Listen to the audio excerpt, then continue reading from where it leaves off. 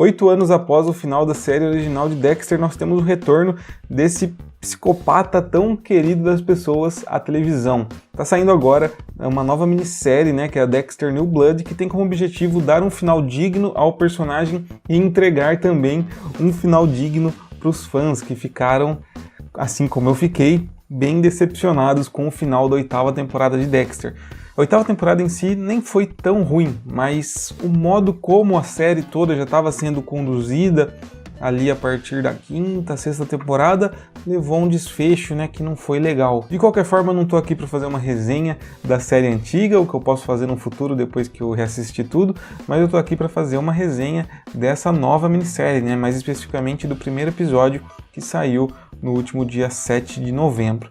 Eu vou falar então rapidinho sobre as minhas principais considerações sobre esse episódio e eu quero saber também o que você achou. Se você já assistiu o primeiro episódio de Dexter New Blood, comenta ali embaixo. Enfim, minha gente, sem mais delongas, vamos ao vídeo. Dexter New Blood, como eu disse, continua exatamente da onde a série anterior parou. Não exatamente assim, né? Mas ela não finge que aquilo não aconteceu. Ela pega todos os eventos da 8ª temporada e começa a contar uma história mais ou menos ali 10 anos depois. Então nós temos a troca, né, de Miami pelo estado de Nova York, né, o interior de Nova York, mais especificamente na cidadezinha ali de Iron Lake. E nós vemos ali o Dexter Morgan vivendo uma nova vida, usando inclusive o nome de Jim Lindsay. Ali nessa cidade, ele tem os seus relacionamentos, nós vemos que ele namora ali com uma das policiais da cidade, ele tem a sua rotina muito bem regrada, né, porque ele está tentando se controlar, então ele tenta se ater à rotina para não pisar fora do seu caminho, esse caminho que ele já havia assumido desde o final da 8ª temporada, né, de suprimir o Dark Passenger dele, né, o passageiro sombrio. Então ele está ainda suprimindo o seu passageiro sombrio, ele está tentando viver uma pessoa normal e ele está suprimindo ali o seu lado psicopata, que havia sido treinado lá pelo seu pai, né, o Harrison, apenas para matar pessoas ruins, mas mesmo assim ele está tentando suprimir isso porque ele sabe que se ele deixar isso vir à tona, as consequências disso acabam respingando nas pessoas ao seu redor.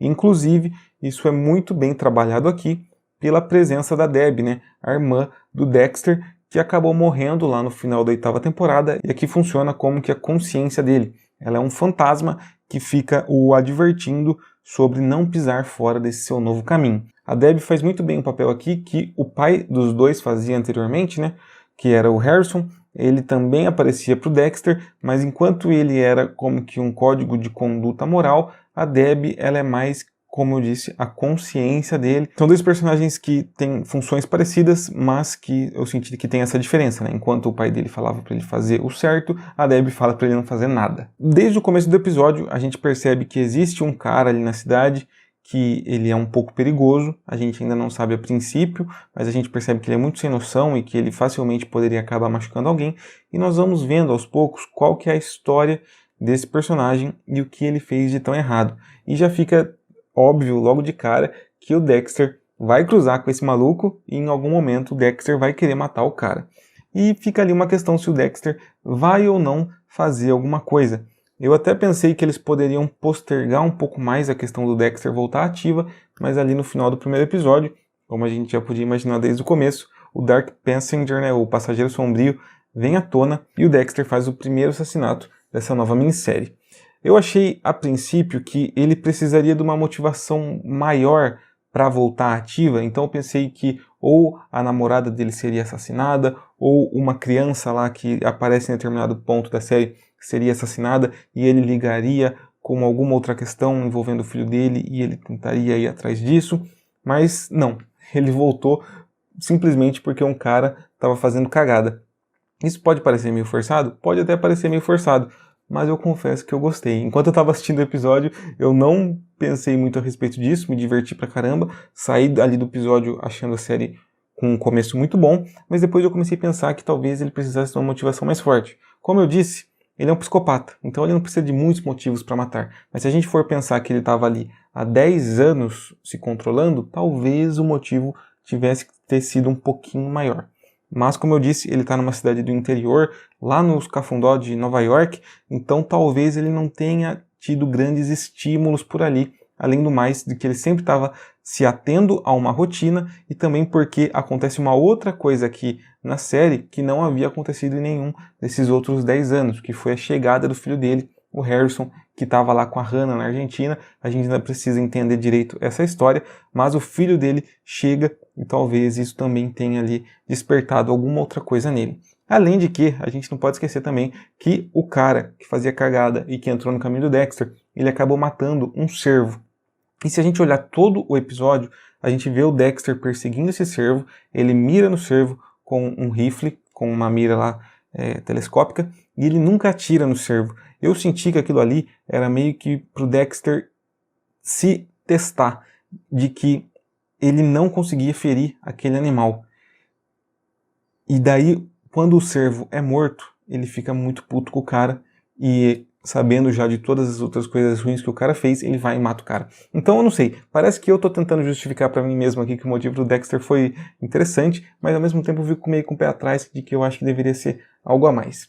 De qualquer forma, eu achei que todo esse primeiro episódio foi muito legal, a parte da nostalgia também tá muito boa, embora o episódio talvez tenha usado a nostalgia como uma muleta, mas ao mesmo tempo, de novo, eu gostei muito dos fanservices que nós temos aqui. Então o Dexter, ele fica o tempo todo só como personagem, nós não vemos a narração, que era bem característica da outra série, mas no ponto onde ele faz a primeira morte, a narração volta, então a gente já é remetido lá para o primeiro episódio. Inclusive ele fala, né, Tonight's the Night, então isso também nos remete à primeira fala do primeiro episódio.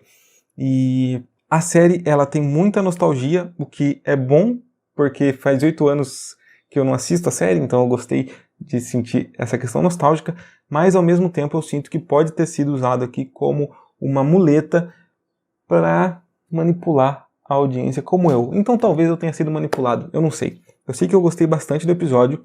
No final, o Dexter, ele deixa alguns rastros de sangue, que pelo que dá pra gente ver com o preview do episódio 2, vão nos levar aqui a uma investigação, e ele vai ter que meio que fazer o que ele já fazia na 8ª temporada, que é lidar com a investigação ao mesmo tempo que protege alguém que ele ama. No caso aqui, o Harrison, o filho dele, que está voltando para a vida dele.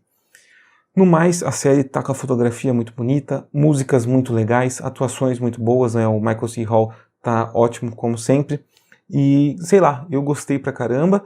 Eu acho que talvez nós poderíamos ter um motivo melhor pro Dexter voltar à ativa, e talvez a nostalgia tenha sido utilizada para nos manipular, mas eu vou confessar que se foi para isso, eu até que gostei de ser manipulado, porque eu gostei bastante do episódio. Quero ver o que vem a seguir, e se você assistiu, comenta ali embaixo o que você achou.